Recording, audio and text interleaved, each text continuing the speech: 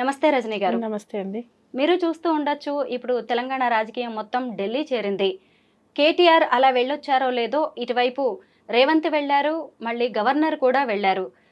రేపో మాపో కేటీఆర్‌ని అరెస్ట్ చేస్తారనే వార్తలు కూడా బలంగా వినిపిస్తున్నాయి. మీరేమంటారు దీని మీద? ఒకటండి, ఈరోజు వాళ్ళు ఏం చేసినా అంటే ఎటువంటి ప్రజలను ఇబ్బంది పెట్టే పరిస్థితులు ఉన్నప్పటికీ పెద్ద ఎత్తున గొంతు వినిపిస్తున్న దాంట్లో ఎక్కడ కావచ్చు. ఒక కేటీఆర్ గారు మాట్లాడితే దేశవ్యాప్తంగా తెలంగాణలో ఏం జరుగుతుందని తిరిగి చూసే పరిస్థితులను చూస్తున్నాం. కాబట్టి ఏదో రకంగా ఇబ్బంది పెట్టాలి. మొన్నటికి మొన్న ఫ్యామిలీ విషయాల జోలికి రావడం కావచ్చు, ఈరోజు ఈ రేస్ గురించి కావచ్చు, ఇలా ఇబ్బంది పెట్టడానికే లేదు, డైవర్షన్ పాలిటిక్స్ చేయడానికి చేస్తున్న కుట్రలో భాగంగానే మొదటి నుంచి కూడా మనం ఏం చూస్తున్నాము, తెలంగాణలో మాత్రం సరే దేశవ్యాప్తంగా ఎలా ఉన్నప్పటికీ తెలంగాణలో మాత్రం బీజేపీ నాయకులు ఇక్కడ రేవంత్ రెడ్డి గారిని సపోర్ట్ చేయడం, రేవంత్ రెడ్డి గారు బీజేపీ నాయకులను సపోర్ట్ చేయడం చూస్తున్నాం. అది సహాయ మంత్రి, కేంద్ర సహాయ మంత్రులు సైతం ఒకరినొకరు అదే రేవంత్ రెడ్డి గారిని, మన సీఎం రేవంత్ రెడ్డి గారిని సపోర్ట్ చేస్తున్నది చూస్తున్నాం. ఒకటండి, హైదరాబాద్ బ్రాండ్ ఇమేజ్ను పెంచినందుక కేటీఆర్ గారిని అరెస్ట్ చేయడం లేదు, మీరు ఈరోజు ఐటీని దేశవ్యాప్తంగా హైదరాబాద్ ఒక అగ్రగామిగా ఉంచినందుక లేదు, మీరు చేస్తున్న ప్రతి ఒక్కటిని హైడ్రా పేరుతో చేస్తున్న విధ్వంసాన్ని కావచ్చు, నిరుద్యోగులు ప్రతి ఒక్కదాన్ని కేటీఆర్ గారు క్వశ్చన్ చేస్తున్నందుక దేని గురించి అరెస్ట్ చేస్తారండి కేటీఆర్ గారిని? ఒకటి. రెండవది, ఎక్కడైనా సరే ఇప్పుడు రేవంత్ రెడ్డి గారు ఒకటి మాట్లాడారు, ఒలింపిక్స్కి సంబంధించింది రాష్ట్రంలోనే నిర్వహిస్తామని మాట్లాడారు. మరి ఎక్కడి నుంచి ఇస్తారండి బడ్జెట్? మీ ఇంటి నుంచి అయితే ఇవ్వరు కదా, రాష్ట్ర బడ్జెట్లో నుంచే కేటాయిస్తారు కదా. సో అంత ఒలింపిక్స్కి అయ్యే వేల కోట్ల ఖర్చునే మీరు పెట్టి రాష్ట్రానికి ఒక పేరు తీసుకురావాలన్న ఆలోచనలు ఉన్న మీరు మరి అటువంటప్పుడు ఈ రేస్ లాంటి కార్యక్రమాలు పెట్టినప్పుడు దానికి ఖచ్చితంగా బడ్జెట్ కేటాయిస్తారు. అదేం వ్యక్తిగతం కాదే, రాష్ట్ర ఇమేజ్ను పెంచేదే. కాబట్టి ఏదో ఒక రూపంలో ఎందులో దొరుకుతాడా, ఏం చేద్దామా, ఏదో ఒకటి అందామా, అసలు కేటీఆర్ అనే పర్సన్నే మానసికంగా ఏదో రకంగా ఇబ్బంది పెడితే నన్ను క్వశ్చన్ చేయకుండా ఉంటారేమో అని. ఒకటండి, మీరు ఎన్ని రకాలుగా ఇబ్బంది పెట్టినా ఏం చేసినా, మీరు అరెస్టులని భయపెట్టినా లేదు, అవసరమైతే మీరు అరెస్ట్ చేసినా కూడా తెలంగాణ సమాజంలో బాధ్యతాయుతంగా పనిచేసే పార్టీ బీఆర్ఎస్ పార్టీ. కేటీఆర్ అని అంతకు 10 ఇంతలు మిమ్మల్ని క్వశ్చన్ చేస్తూనే ఉంటాడు. ఈరోజు ఢిల్లీకి వెళ్ళింది ఇంకా దేనికో అని కాదు, మనం చూస్తూనే ఉన్నాం. అమృత్ టెండర్ల గురించి కేంద్ర మంత్రులకు కావచ్చు, లేదు ఢిల్లీలో ఉన్న గవర్నమెంట్కి, కేంద్ర పార్టీకి, బీజేపీ పార్టీ పెద్దలకి ఇట్లా జరుగుతుంది, మా రాష్ట్రంలో పరిస్థితులు ఇట్లున్నాయి అని చెప్పాల్సిన బాధ్యత ఉందండి మాకు. కాబట్టి చెప్పడానికే వెళ్ళారు. మీరు రేవంత్ రెడ్డి గారు ఒకటే, సమస్య గురించి మాట్లాడితే వ్యక్తి గురించి మాట్లాడతారు, సమస్య గురించి మాట్లాడితే అరెస్ట్ల గురించి మాట్లాడతారు, సమస్య గురించి మాట్లాడితే ఏదో చేస్తాను మాట్లాడతారు, దాని గురించి ఇంకొక 15 రోజులు గడిచిపోతుంది, ఇంకోటి తీసుకొస్తాడు దాని గురించి ఇంకో 20 రోజులు గడిచిపోతుంది. రాష్ట్రంలో ఇప్పుడున్న సమస్య ఏంటంటే రైతులు, వరిధాన్యం కొనుగోలు సెంటర్లు, అసలు ఎంత ధాన్యం గవర్నమెంట్ కొన్నది, దానికి గిట్టుబాటు ధర ఏముంది, పత్తి గిట్టుబాటు ధర ఏంది, ఈ సీజన్లో పత్తికి తేమ వస్తుంది కాబట్టి గిట్టుబాటు ధర తగ్గుతుంది, ఇమీడియట్గా కొనాలి, ఇది కదా కావాల్సింది. పోయిన సంవత్సరము ఇదే యాసంగి పంట ఎంత కొన్నది గవర్నమెంట్, ఈ సంవత్సరం ఎంత కొన్నది, మీరు పెట్టుబడి సాయం కూడా చేయలేదు, అయినా కష్టపడి పండించిర్రు. రేపు మళ్ళీ ఇది అమ్ముకుంటేనే కదా వాళ్ళు మళ్ళీ పంటను వేసుకునే, ఇది కదా ఇప్పుడు మంత్రివర్గం కావచ్చు, రేవంత్ రెడ్డి గారు కావచ్చు చేయాల్సింది రాష్ట్ర ప్రజలకి. దీని నుంచి పక్కకు తప్పుకోవాలి, దీని గురించి మాట్లాడుకుంటే ఇప్పుడు బీఆర్ఎస్ పార్టీ వాళ్ళందరూ దీని గురించి ఎడగొట్లాడతారు. కొట్లాడొద్దంటే సెంట్రల్లో ఒక పాయింట్ని తీసుకొని రావాలి, ఏంటి కేటీఆర్ గురించి తీసుకురావాలి, అందరు అవునంటనా నిజమంటనా ఇంకేదంటనా లేదు అరెస్ట్ చేస్తారంటనా అని మాట్లాడుకోవాలి.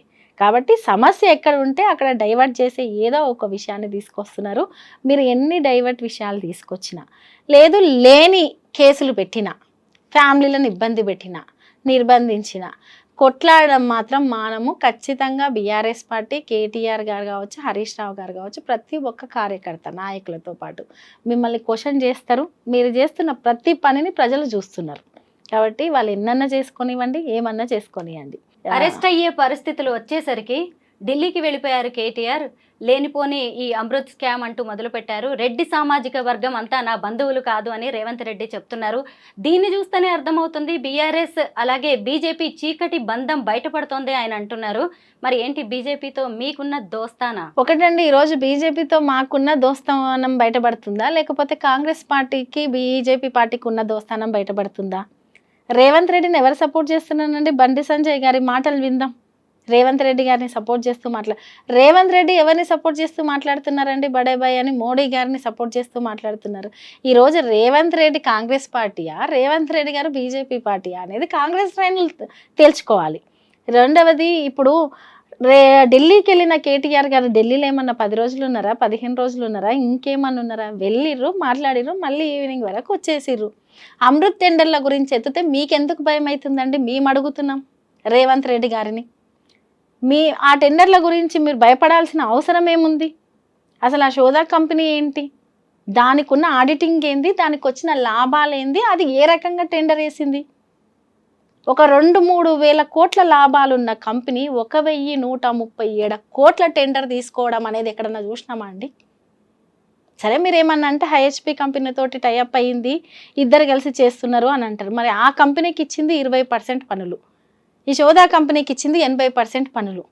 ఒక 2-3 కోట్ల లాభాలున్న కంపెనీ 1,137 కోట్ల వర్క్ ఎలా చేయగలుగుతుందండి? 80% పనులను ఎలా పూర్తి చేయగలుగుతుంది?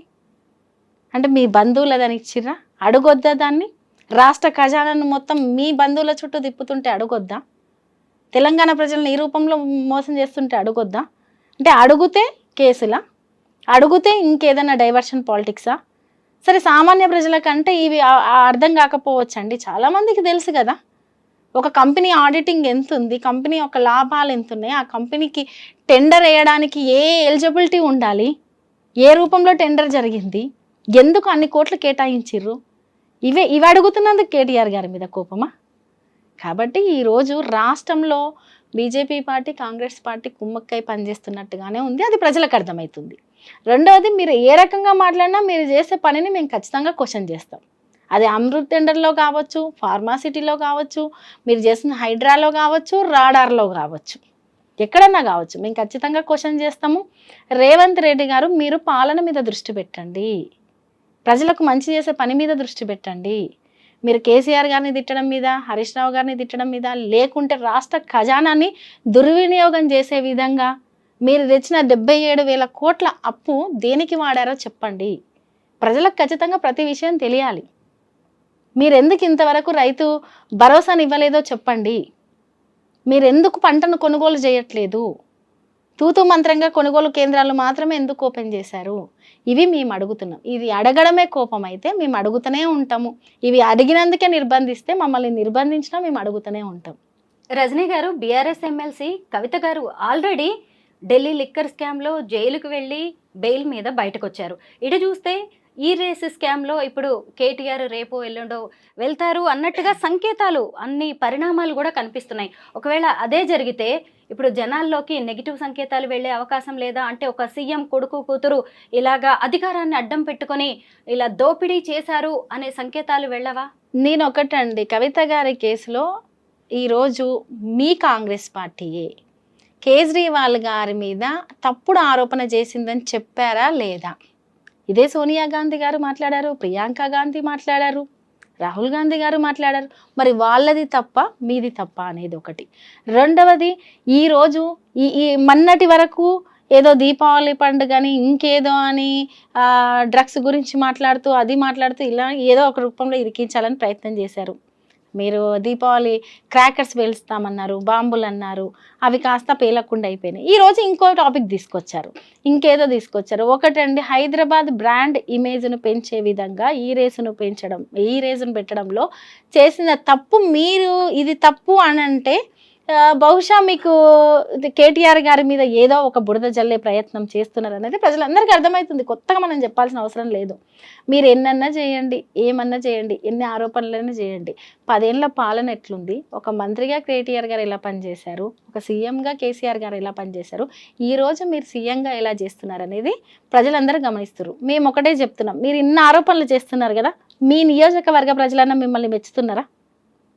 పోని మీరన్న నల్గొండలకు కూడా పాదయాత్ర చేస్తాను వెళ్ళిర్రు కదా, మీ చుట్టూ సెక్యూరిటీ ఎంతున్నారు, ప్రజలు ఎంతున్నారు? పోలీస్ బందోబస్తే ప్రజల కంటే ఎక్కువ ఉంది. మీరు వాళ్ళు లేనిది మీరు బయటికి వెళ్ళలేకపోతున్నారు, హై సెక్యూరిటీ లేనిది బయటికి వెళ్ళలేకపోతున్నారు. ఎందుకు? మీ పాలన మీద ప్రజలలో వచ్చిన వ్యతిరేకత వల్ల. ఫస్ట్ అది తెలుసుకోండి, ఇంకా మీకు సమయం ఉంది. 4 ఏళ్ళ సమయం ఉంది. ప్రజలను మెప్పుపడే పని చేయండి, కానీ ఎంతసేపు బీఆర్ఎస్ పార్టీని టార్గెట్ చేద్దామా, వ్యక్తిని టార్గెట్ చేద్దామా, లేదు ఏదో ఒక మాట అనడమా, ఇది చేస్తూ పోతే ఫ్యూచర్లో ఎట్లుంటుందంటే కాంగ్రెస్ పార్టీకి మనుగడ లేకపోవడమే కాదు, రేవంత్ రెడ్డి గారికి కూడా రాజకీయంగా మనుగడ లేకుండా పోతుంది. మీరు ఏమన్నా చేయండి, ఎన్నన్నా చేయండి, మీ తప్పులను మేము ఎత్తి చూపుతూనే ఉంటాం. కేటీఆర్ గారు అంతకు 10 ఇంతలు ఎత్తి చూపుతారు.